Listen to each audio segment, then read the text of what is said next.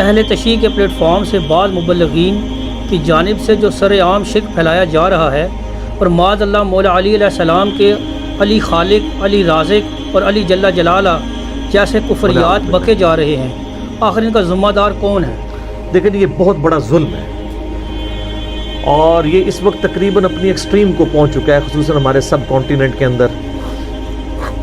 اور اس طرح کے جب بھی کوئی معاملات ہوتے ہیں تو اس میں اولین ذمہ دار ظاہر ہے علماء سو ہوتے ہیں۔ علماء حق کی نہیں میں بات کرتا، اہل تشیع کے ہاں بھی جو علماء سو ہیں جن کی اکثریت ذاکرین کے اندر پائی جاتی ہے، وہ بیسیکلی مجرم ہیں اس سارے معاملے میں، کہ جنہوں نے اب یعنی ایک طرف مکتب اہل بیت کی بات ہو رہی ہے اور کئی ایک چیزیں جو اہل سنت کے ہاں اس طریقے سے لوگوں کو کلیئر نہیں ہیں لیکن شیعہ کے ہاں ان کو کلیئر ہے، جیسے غدیر خون کی حدیث ہے، من کنت مولا فہذا علی مولا۔ اس حدیث میں نبی علیہ السلام نے دو بھاری چیزیں جو چھوڑی تھیں، صحیح مسلم میں اوپر تلے 4 احادیث ہیں انٹرنیشنل نمبر کے مطابق 6225 سے لے کے 6228 تک۔ آپ نے مکے سے مدینے آتے ہوئے خم نامی گاؤں میں خطبہ دیا اور فرمایا، اے لوگو آگاہ ہو جاؤ، میں بھی ایک انسان ہوں، قریب ہے کہ اللہ کا قاصد یعنی موت کا فرشتہ میرے پاس آئے اور میں اس کی دعوت قبول کر لوں۔ میں اپنے باتوں میں 2 بھاری چیزیں چھوڑ کے جا رہا ہوں، ان میں سے پہلی چیز اللہ کی کتاب ہے، اس میں ہدایت ہے، اس میں نور ہے۔ تم اللہ کی کتاب کو پکڑو، اپنا تعلق اس کتاب کے ساتھ مضبوط کرو۔ اللہ کی کتاب اللہ کی رسی ہے، جو اسے پکڑے گا ہدایت پہ ہوگا، جو چھوڑ دے گا گمراہ ہو جائے گا۔ اور دوسری بھاری چیز میرے اہل بیت ہیں، میں اپنے اہل بیت کے معاملے میں تمہیں اللہ کا خوف دلاتا ہوں، میں اپنے اہل بیت کے معاملے میں تمہیں اللہ کا خوف دلاتا ہوں، میں اپنے اہل بیت کے معاملے میں تمہیں اللہ کا خوف دلاتا ہوں۔ امت نے بالکل الٹ کام کیا، نہ قرآن کو پکڑا نہ اہل بیت کو چھوڑا، یعنی قرآن کو پکڑنے کا حکم تھا، قرآن کو چھوڑ دیا، اور اہل بیت کے ساتھ حسن سلوک کا حکم تھا، اہل بیت کو چھوڑا نہیں، سب کو ہی قتل کر دیا۔ امت بالکل الٹ چلی۔ اب یہاں پہ غدیر خم پہ میرے کئی ایک کلپ یوٹیوب پہ لاکھوں لوگ دیکھ چکے ہیں۔ میں آج اس حدیث کو بیان کرنا مقصد نہیں تھا، بلکہ اس حدیث کی کورالری کے طور پہ میں توحید کی بات کروں گا کہ اہل تشیع کے ہاں بڑے دعوے دار ہیں وہ کہ ہم مکتب اہل بیت کو فالو کرنے والے لوگ ہیں، تو غدیر خم پہ تو نبی علیہ السلام نے قرآن کو پکڑنے کا، اہل بیت کے ساتھ اس نے سلوک کا حکم دیا تھا۔ یہ جو کچھ اہل تشیع کے ممبروں سے شرک بیان ہو رہا ہے، غالی رافضیوں کے، یہ کیا تعلیمات تھی اہل بیت کی؟ آپ دعائے کمیل بڑی اہل تشیع کے ہاں یعنی ایک ریناؤنڈ ہے، وہ پڑھ کے دیکھیں، اس طرح کی کوئی دعا توحید سے بھری ہوئی آپ کو اہل سنت کی کتابوں میں نہیں ملے گی۔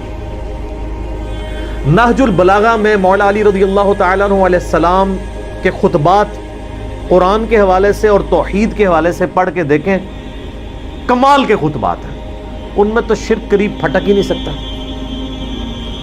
پھر اصول الکافی جو حدیث کی بنیادی کتاب ہے اہل تشیع کے ہاں، جس طرح ہمارے ہاں صحیح بخاری اور صحیح مسلم ہے، اس میں اگر آپ شروع میں چیپٹر پڑھیں کتاب الکفر والایمان، سر اتنی گاڑی توحید ہے اور اتنی ننگی تلوار ہے اس میں توحید کی کہ اس طرح کی آپ کو سخت احادیث بخاری مسلم میں نہیں توحید کے حوالے سے ملے گی۔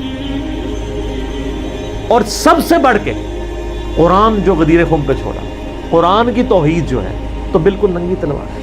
لیکن جب جاہل علماء سو، جاہل ذاکرین ممبروں پر بیٹھیں اور امت کو لوریاں سنانا شروع کر دیں تو وہ پھر غلو کریں گے، اور اس کا رزلٹ اس وقت یہ ہے کہ پہلے یہ فتنہ سب کانٹیننٹ میں اس طرح نہیں تھا، ایران میں تو اللہ کا فضل ہے کہ اس طرح کے معاملات نہیں ہیں، شام میں نصیریہ ایک فرقہ ہے اہل تشیع کا جو مولا علی کو خدا مانتے ہیں، نعوذ باللہ، الوہیت کلیم کرتے ہیں۔ اہل تشیع کے علماء نے ان کی باقاعدہ تکفیر کی ہے، ایران کے جو اس وقت بھی جو ان کے سپریم لیڈر بھی ہیں اور آیت اللہ ہیں خامنائی صاحب، کلیئر کٹ وہ تکفیر کرتے ہیں ان کی، جو مولا علی کے بارے میں الوہیت کلیم کریں رضی اللہ تعالیٰ عنہ علیہ السلام۔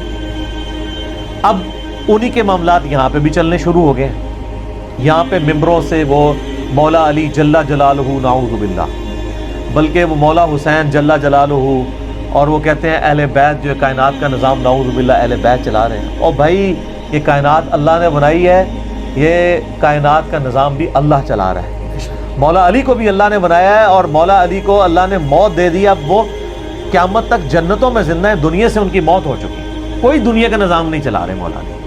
اور قیامت والے دن مولا علی نے ان کو پکڑ کے نا تو دوزخ میں دھکا دینا ہے، جنہوں نے مولا علی کے نام کے اوپر یہ شرک شروع کیا۔ لیکن اب ان کی زبانوں کو کون لگام دے؟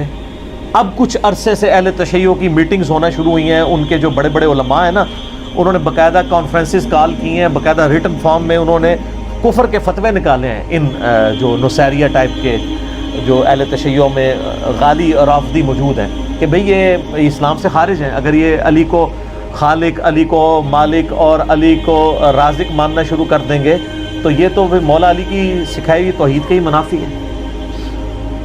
لیکن اب وہاں پہ کیا ہے، وہ کہتے ہیں جی ذاکرین کا وہی موقف ہے، وہ کہتے ہیں جی کہ یہ جو علماء دین بیان کر رہے ہیں نا، یہ تو کتابوں میں ہے، ہم جو دین لے کے چل رہے ہیں وہ سینہ بہ سینہ ٹرانسفر ہوا ہے۔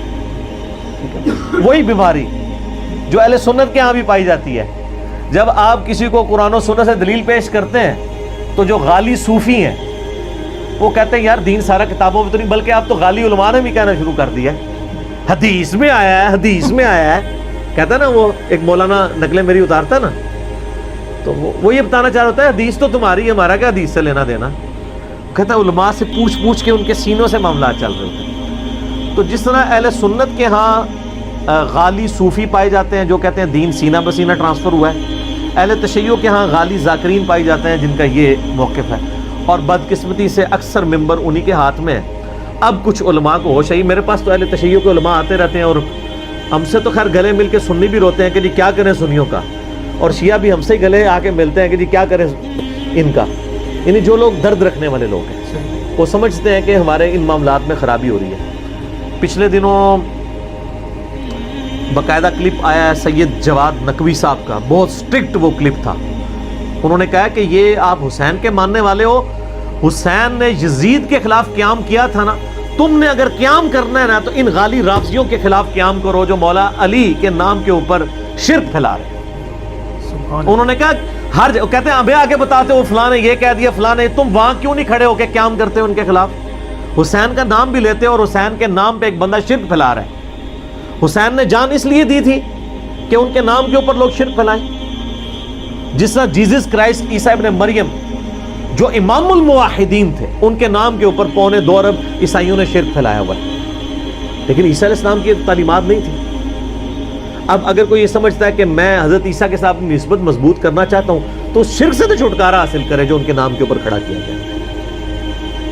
تو ان کو بھی چاہیے تو ان میں جو سمجھدار علماء ہیں وہ پبلکلی آ کے لیڈ کریں اور لوگوں کو بتائیں۔ اور اس حوالے سے سید جواد نقوی صاحب حفظہ اللہ تعالی، میں ان کی بڑی قدر کرتا ہوں، انہوں نے بڑا دلیرانہ کام کیا۔ پچھلے دنوں ہم نے ان کے مدرسے کا وزٹ بھی کیا تھا، وہ بھی میری ویڈیو اسٹڈی ہوئی ہیں، ان کا باقاعدہ ویڈیو کلپ آیا ہے۔ اور اسی طریقے سے ثاقب اکبر صاحب کا بھی ویڈیو کلپ ایک آ چکا ہے، حیدر بھائی کا بھی ایک کلپ آیا جس میں انہوں نے بڑا سٹرکٹلی اس حوالے سے کہا یہ قرآن کی بھی تعریف کر رہے ہیں اور توحید کا جنازہ نکال رہے ہیں۔ یعنی یہ عجیب و غریب معاملات ہیں کہ آپ نے چلیں علم لگائے تھے ایک نشانی کے طور پہ، اب ان جھنڈوں کے آگے آپ نے لا کے جناب کھانا رکھنا شروع کر دیا، تابوتوں کے آگے لا کے کھانا رکھنا شروع کر دیا ہے، جس طرح کے ہندو قبروں کے سامنے لا کے کھانا رکھتے ہیں، اور ہمارے اہل سنت کے ہاں لوگ مزارات کے آگے لا کے وہ سارا کھانا رکھ رہے ہوتے ہیں، اور پھر یہاں پہ اکتفا نہیں ہے بلکہ علم کو، تابوتوں کو سجدے کرنے شروع کر دیے۔ تو یہ سجدہ کسی کے ہاں بھی جائز نہیں ہے، نہ سجدہ تعظیمی، اور سجدہ عبادت تو ہے ہی کفر ہے، اگر کوئی تعظیم کے لیے بھی کرتا ہے وہ بھی حرام ہے۔ اگلی شریعتوں میں اجازت تھی، اس شریعت میں تو حرام ہو چکا ہے۔ اہل سنت اہل تشیع کا اجماع ہے، میں اس کے دلائل میں نہیں پڑھنا چاہتا، یعنی ایک جو چیز ایگریڈ اپان، جو چیز اجماع سے ثابت ہو اس کے لیے دلیل دینے کی ضرورت نہیں ہے۔ تو اس وقت ان علماء کی ذمہ داری ہے کہ فرنٹ سے لیڈ کریں، اور جو لوگ اہل تشیع میں فرنٹ سے لیڈ کر رہے ہیں میں ان کو یعنی دل سے قدر کرتا ہوں، اور بلکہ میں یہ کہتا ہوں کہ اہل سنت میں بھی اتنا جگرا ہونا چاہیے کہ وہ بھی اپنے اس طرح کے غالی صوفیوں کے خلاف مقدمات کریں۔ ویسے تو ہمارے اہل سنت کے ہاں بریلوی مکتبہ فکر کے جو علماء ہیں وہ مخالفت تو کرتے ہیں قبر پرستی کی، لیکن جب ان کو کہیں کہ ان قبر پرستوں کو روکیں قبر پہ سجدے کرنے سے تو اس کے لیے وہ تیار نہیں ہوتے. تو اگر آپ کے مسلک کی بدنامی ہو رہی ہے ان کی وجہ سے تو ان کو روکیں. لیکن اہل تشیع اس میں ایک سٹیپ آگے ہیں، وہ ان تمام علماء کے خلاف باقاعدہ کورٹ میں مقدمے کرتے ہیں، ان کو جیلوں میں ڈلوایا ہوا ہے جنہوں نے یہ نعرے لگوائے ہیں علی رازق، علی خالق، نعوذ باللہ. اہل تشیع نے باقاعدہ ان کے خلاف مقدمے کیے ہیں کورٹ میں جا کے، اور ان کو جیلوں میں ڈلوایا کہ ان کی وجہ سے ہمارے مسلک کی بدنامی ہو رہی ہے، یہ ہمارا عقیدہ نہیں ہے. تو یہ بڑے جرت والا کام ہے. اہل سنت میں بھی لوگوں کو سامنے آنا چاہیے. اگر ہم سامنے آئیں گے تو ہمیں تو آپ ویسے ہی ہم آپ کو برے لگیں گے کہ آپ تو مطلب ہمیں غلط سمجھتے ہیں. آپ خود جن چیزوں کو غلط سمجھتے ہیں ان کے لیے تو آپ سامنے آئے نا.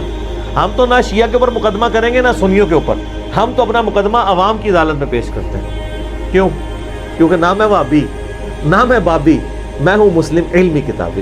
نہ ہم 100 کارڈ کو علمی بات کریں اسے وہابی کہتے ہیں، نہ ہم بابی ہیں، نہ ہم بابوں کا دفاع کرنے والے بابی ہیں. ہم علمی کتابی مسلم ہیں. ہم عوام الناس کی عدالت میں اپنا مقدمہ پیش کرتے ہیں کہ یہ غلط ہو رہا ہے، اس کو روکا جائے، اور اسٹرکٹلی اس کے لیے علماء کی ذمہ داری ہے کہ سامنے آئیں اور ایسے لوگوں کو ممبروں سے الگ کریں، ان کا حقہ پانی بند کریں. اور میں اہل تشیع کی عوام سے بھی کہوں گا کہ اپنے ممبروں کے اوپر ایسے لوگوں کو جگہ نہ دیں جو اس قسم کی خرافات پھیلا رہے ہیں. اور وہ ائمہ اہل بیت جو توحید کے امام تھے، جنہوں نے توحید کے لیے کہ دفاع کے لیے اپنی جانیں دی ہیں، انہی اماموں کے نام کے اوپر آپ شرک کھڑا کرنا شروع کر دیں. جس طرح کہ عیسیٰ علیہ السلام جو کہ توحید کے امام تھے، ان کے نام پر کرسچینٹی نے جو ہے وہ عیسائیت کی بگڑی ہوئی شکل عوام الناس کے سامنے لے آئے. باقی ان ہستیوں سے ہمیں ظاہر ہے کوئی نہیں، ان ہستیوں کی محبت تو ہمارے ایمان کا حصہ ہے اہل بیت کی، لیکن محبت میں یہ غلوف نہ ہو کہ ان کو خدا کے درجے پہ فائز کر دیا جائے. ہم دنیا میں ہر ہستی سے محبت کس کی وجہ سے کرتے ہیں؟ اللہ کی وجہ سے. جامع ترمذی میں حدیث ہے، اللہ سے محبت کرو کہ اس نے تمہیں نعمتوں سے نوازا ہے، اور مجھ سے محبت کرو کیونکہ میں اللہ کا رسول ہوں، اور میرے اہل بیت سے محبت کرو کیونکہ ان کی نسبت میرے ساتھ ہے. تو یہ ساری نسبتیں الٹیمیٹلی ہم ان نسبتوں کو ان کی جو عقیدتوں اور محبتوں کا دم بھرتے ہیں، کس بنیاد پہ؟ اللہ کی وجہ سے. اگر اللہ ہی نکل گیا تو کسی شخص کو رسول اللہ کی محبت، اہل بیت کی محبت، صحابہ کی محبت، بزرگوں کی محبت کیا کام دے سکتی ہے؟ Not at all. شرک is the most sensitive issue in the sight of Allah. اللہ کے حضور شرک ایسا معاملہ ہے، ایسا حساس معاملہ کوئی نہیں ہے. کیٹاگوریکلی قرآن حکیم میں 2 دفعہ مینشن ہوا ہے، سورۃ النساء نمبر 48 اور 116 میں، ان اللہ لا یغفر ان یشرک بہ ویغفر ما دون ذلک لمن یشاء. اللہ اس گناہ کو تو کبھی معاف نہیں کرے گا کہ کوئی شخص قیامت والے دن شرک کے ساتھ اللہ کے سامنے پیش ہوا. اس کے علاوہ جتنے گناہ ہیں جس کے لیے چاہے گا معاف کر دے گا، شرک نہیں معاف کرے گا. نہ چاہے گا کہ شرک معاف کرے، یہ بھی ذہن میں رکھیے. وَمَن يُشْرِكْ بِاللَّهِ فَقَدْ ضَلَّ ضَلَالًا بَعِيدًا. جو شرک میں پڑا وہ گمراہی میں دور جا کے گر پڑا. اور پھر عیسیٰ علیہ السلام کی اللہ تعالیٰ صفائی پیش کر رہا ہے. اللہ تعالیٰ فرماتا ہے کہ لَقَدْ كَفَرَ الَّذِينَ قَالُوا إِنَّ اللَّهَ هُوَ الْمَسِيحُ ابْنُ مَرْيَم. بے شک وہ کافر ہیں، کٹر کافر، کھلے کافر ہیں جو کہہ رہے ہیں کہ عیسیٰ ابن مریم ہی اللہ ہیں. وَقَالَ الْمَسِيحُ، جبکہ مسیح تو کہا کرتے تھے، یا بنی اسرائیل، اے بنی اسرائیل، اے یعقوب کی اولاد علیہ السلام، اعبدوا اللہ ربی و ربکم، عبادت کرو اس رب کی جو میرا بھی رب ہے تمہارا بھی رب ہے. انہ من یشرک باللہ فقد حرم اللہ علیہ الجنہ ومأواہ النار وما للظالمین من انصار. بے شک جو کوئی اللہ کے ساتھ شرک کرے گا اس کا ٹھکانہ ہے جہنم، وہاں اس کا کوئی مددگار نہیں ہوگا. تو عیسیٰ علیہ السلام خود اللہ تعالیٰ حضرت عیسیٰ کی صفائی دے رہا ہے کہ عیسیٰ علیہ السلام تو توحید کی تھا. یہ حضرت عیسیٰ کا خطبہ ہے، انہ من یشرک باللہ. اور بخاری مسلم میں حدیث ہے، نبی علیہ السلام نے فرمایا اللہ تعالیٰ نے ہر نبی کو ایک مقبول دعا دی تھی جو اس نے اس دنیا میں ہی کر لی. میں نے اپنی دعا چھپا کے رکھ لی ہے قیامت کے دن کے لیے. میں اس دعا کی برکت سے اپنے امتیوں کی شفاعت کروں گا، اور میری شفاعت سے میرے ہر امتی کو نفع پہنچے گا سوائے اس شخص کے کہ جس نے اللہ کے ساتھ کسی قسم کا شرک کیا ہوا. शिर्क is the most sensitive issue in the site of अल्लाह। शिर्क अल्लाह कभी माफ नहीं करेगा। और शिर्क की बुनियादी तारीफ क्या है? शिर्क किसे कहते हैं? इय्याका नअबुदु व इय्याका नस्तईन। अल्लाह इबादत भी सिर्फ तेरी करेंगे, दुआ भी सिर्फ तुझी से मांगेंगे और किसी को दुआ के लिए नहीं पुकारेंगे। जाहिर इस बाब में तो आप जो मर्जी करें, किसी को पानी पिला दें, किसी का वजन उठवा दें, वो तो ठीक है, वो तो कुरान में हुक्म है, वतआवनु अलल बिर्रि वत्तक़वा वला तआवनु अलल इस्मि वल उद्वान। नेकी और परहेज़गारी के कामों में एक दूसरे की मदद करो और बुराइयों में एक दूसरे से अलग रहो। लेकिन जो गायब में मदद के लिए पुकारना है, दुआ करना है, वो अल्लाह ताला के साथ खास है। हत्ता कि इसका क्लाइमैक्स वो सूरह नमल की आयत है, अम्मन युजीबुल मुत्तर्र इज़ा दआह। भला बताओ तो कौन है जो इज़्तिराब में घिरे हुए शख्स की दुआ को सुनता है, व यक्शिफुस्सू, और उससे बुराई को दूर कर देता है, व यजअलुकुम खुलफाल अर्द, और ज़मीन पे तुम्हें अगलों का खलीफा करता है। तुम मर जाते हो, तुम्हारी औलाद, वो मर जाएगी, उसकी औलाद। ये कौन बसार है? इलाहुम मअल्लाह, क्या अल्लाह के साथ कोई और इलाह भी है? क़लीलन मा तज़क्करून, बहुत कम लोग ही नसीहत हासिल करते हैं। इसमें अल्लाह ताला फरमा रहा है कि भला बताओ कौन है जो दुआ सुने और तकलीफ दूर कर दे? क्या अल्लाह के साथ और इलाह भी है जो ये काम कर सके?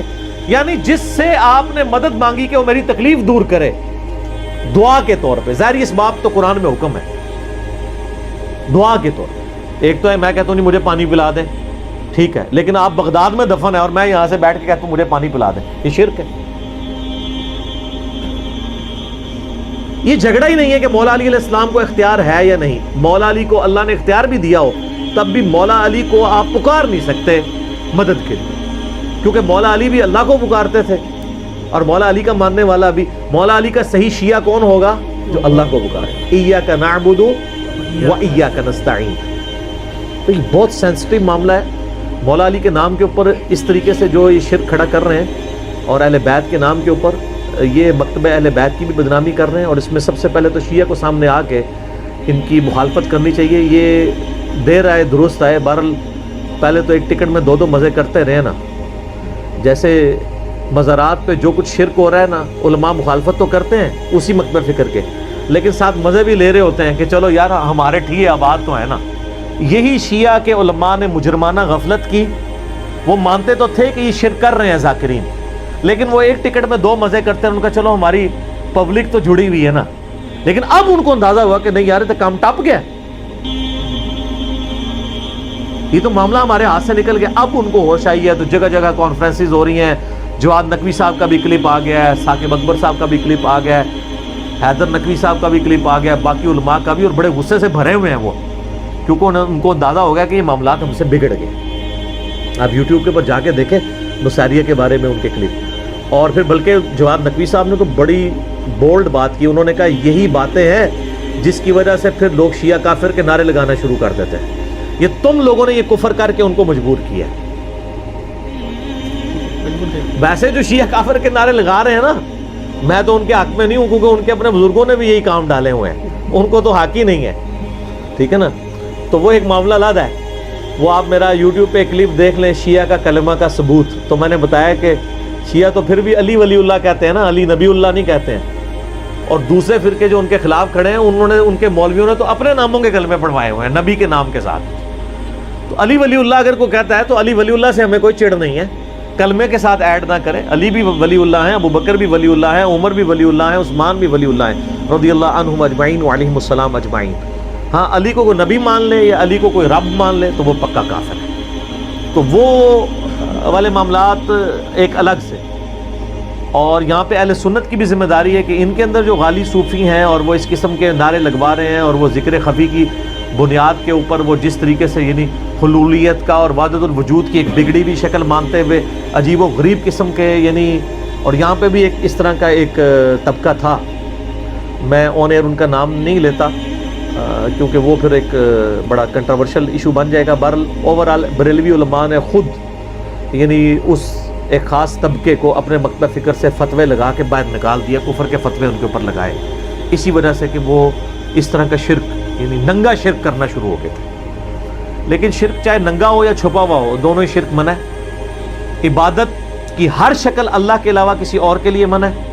اور اس کی اعلیٰ ترین شکل وَإِيَّاكَ نَسْتَعِينُ، یہ تو خاص اللہ کے ساتھ ہے، اس لیے اللہ نے اسے اسپیشلی ذکر کیا کہ عبادت بھی اللہ کی اور دعا بھی اللہ سے، حالانکہ دعا خود سے عبادت تھی، الگ سے ذکر کی ضرورت ہی نہیں، لیکن اللہ کو پتا تھا زیادہ شرک اسی میں ہونا ہے۔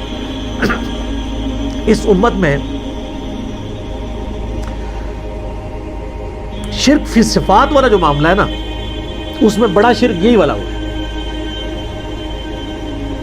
فی ذات تو بہت کم شرک ہے، یعنی ہمارے ہاں یہ چند غالی نصیریہ ہیں، کچھ غالی صوفی ہیں جو ذات میں شرک کریں، ورنہ اوورال سب اللہ کو ایک ہی مانتے ہیں۔ صفات میں جو شرک آیا نا، غیر اللہ کو استعانت کے لیے استغاثے کرنا، یہ بڑا خطرناک معاملہ ہے۔ اور میں آپ کو مزے کی بات بتاؤں، آپ اگر پازیٹیولی دعوت پیش کریں تو بڑے ایفیکٹ اس کے نکلتے ہیں۔ یہ کوئی 2010 یا 11 کی بات ہے، میں اسلام آباد میں I-10 میں ایک اہل تشیع بھائی تھے، انہوں نے مجھے یعنی افطار کے اوپر بلایا، رمضان کا ہی مہینہ تھا، کچھ 7-8 ان کے بھائی بیٹھے ہوئے تھے، وہ خود بھی بہت بڑے عالم دین ہیں، میں نام نہیں لیتا پھر وہ ایک پرسنل بات ہو جائے گی۔ تو وہاں پہ بیٹھے ہوئے نا یہی استعانت کا مسئلہ چھڑ گیا، میں نے کہا یا علی مدد نہ کہیں، آپ ویسے مولا علی سے محبت کا اظہار کریں لیکن مدد کے لیے نہ پکاریں۔ تو وہ کہنے لگے نہیں ہم تو ان کو وسیلہ اور توسل سمجھتے ہیں، اللہ ہی کو پکارتے ہیں ہم، لیکن یا علی مدد کا مطلب آپ کو سمجھ نہیں آیا۔ میں نے کہا یار مجھے اردو نہیں آتی ہے، مجھے عربی نہیں آتی ہے۔ وہ کہتے ہیں یا علی مدد کا مطلب یہ ہوتا ہے کہ اے اللہ ہماری مدد کر علی کے وسیلے سے۔ میں نے کہا یہ تو نہیں ہے، اس کے لیے تو یہی جملہ بولا جائے گا جو آپ بول رہے ہیں، آپ تو ڈائریکٹ یہ الفاظ استعمال کرتے ہیں۔ یا اہل سنت کے ہاں لوگ یا شیخ عبد القادر جیلانی المدد کہہ رہے ہوتے ہیں، تو یہ تو منع ہے۔ پھر وہ خیر تھوڑا کھل کے سامنے ہے، وہ کہنے لگے دیکھیں جی قرآن میں بھی تو آیا نا وَاسْتَعِينُوا بِالصَّبْرِ وَالصَّلَاةِ، صبر اور نماز کے ذریعے مدد چاہو۔ میں نے کہا آگے بھی پڑھو نا ان اللہ مع الصابرین، تو میں نے کہا اس کا مطلب کیا ہے؟ کہتے ہیں دیکھیں جی صبر اور نماز بھی تو غیر اللہ ہے۔ تو میں نے کہا اگر صبر اور نماز غیر اللہ ہے اور اس کی مدد مانگی جا رہی ہے تو پھر آپ صبح و شام کہتے ہیں المدد یا نماز، المدد یا صبر، میری مدد فرمائیے۔ کہتا ہے نہیں۔ تو میں نے کہا کیا مطلب ہوا اس کا؟ پھر کہتا ہے اس کا مطلب ہے آپ نماز پڑھو تو اللہ کی مدد آ جائے گی۔ میں نے کہا ہاں یہی مطلب ہے نا، تو مولا علی کی سنت پہ چلو، مولا علی کے طریقے کے اوپر چلو تو اللہ کی مدد آ جائے گی، مولا علی کو تو نہ پکارو۔ کوئی کہتا ہے المدد یا نماز، المدد یا صبر، اچھا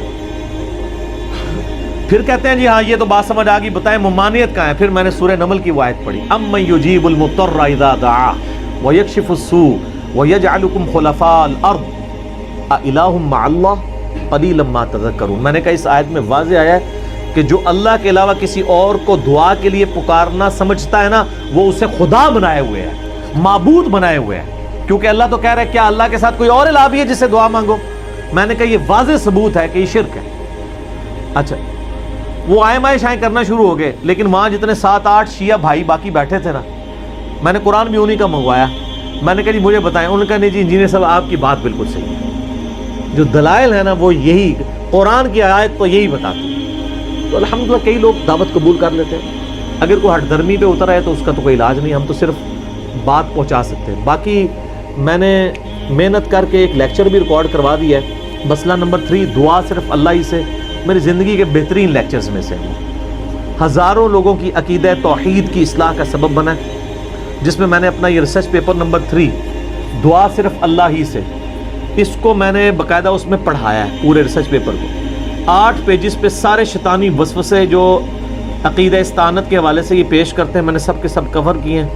پچھلے دنوں میرا ایک کلپ اپلوڈ ہوا ہے یا رسول اللہ انظر حالنا پہ صحیح عقیدہ، وہ بھی آپ دیکھ سکتے ہیں۔ دعا صرف اللہ ہی سے مسئلہ نمبر 3 دیکھیں، اور اسی کی ایکسٹینشن ہے مسئلہ نمبر 43 وسیلہ اور توسل کے صحیح احکام و مسائل، تو انشاءاللہ تعالی عقیدہ توحید کے حوالے سے آپ کی اصلاح ہو جائے گی انشاءاللہ۔ یہ بھی شرک خفی کے اوپر تھوڑا سا بتاؤ۔ ہاں شرک خفی جو ہے نا وہ تو ہے ریاکاری، اس کے اوپر تو ہم پچھلی دفعہ بول چکے ہیں باقاعدہ، رونا نہ آئے تو رونے جیسی شکل بنانا تو اس میں نے بتایا تھا نا کہ یہ شکلیں ہی بنا کے تو کہانیاں کرائیاں نے ان تک انہوں نے، تو یہ صرف رونے والی شکلیں نہیں بنائی ہیں، باقی بھی ساری شکلیں ہی ہیں، کیونکہ ان کو ایک کلیہ بتا دیا گیا کہ رونا نہ آئے تو رونے جیسی شکل بنا لیں۔ اس وقت ٹی وی اینکرز رمضان نشریات کے اوپر اور کئی مولوی جو دعائیں کروا رہے ہیں، اور جس طریقے سے انہوں نے ایکٹنگ اڈاپٹ کی ہوئی ہے وہ آپ کے سامنے. تو شرک خفی جو ہے نا وہ ہے ریاکاری. جو مسند احمد میں حدیث ہے, جس نے دکھلاوے کے لیے روزہ رکھا اس نے شرک کیا, جس نے دکھلاوے کے لیے نماز پڑھی اس نے شرک کیا, جس نے دکھلاوے کے لیے صدقہ کیا اس نے شرک کیا. تو شرک خفی جو ہے اس کا معاملہ ڈیفرنٹ ہے. اس کے اوپر تو لوگ اتنا زور بھی نہیں دیتے, اس لیے کہ وہ آلریڈی لوگوں کو پتہ ہی ہوتا ہے اور انہوں نے چھوڑنا بھی کوئی نہیں ہوتا. لیکن یہ یاد رکھیے گا, یہ جو ہمیشہ کے لیے دوزخ اور ناکامیاں ہیں یہ شرک خفی کے لیے نہیں ہے, وہ شرک جلی کے لیے. جو شرک جلی میں نے ڈسکس کیا, شرک خفی قابل معافی ہے, شرک جلی جو ہے وہ ناقابل معافی ہے. ٹھیک ہے.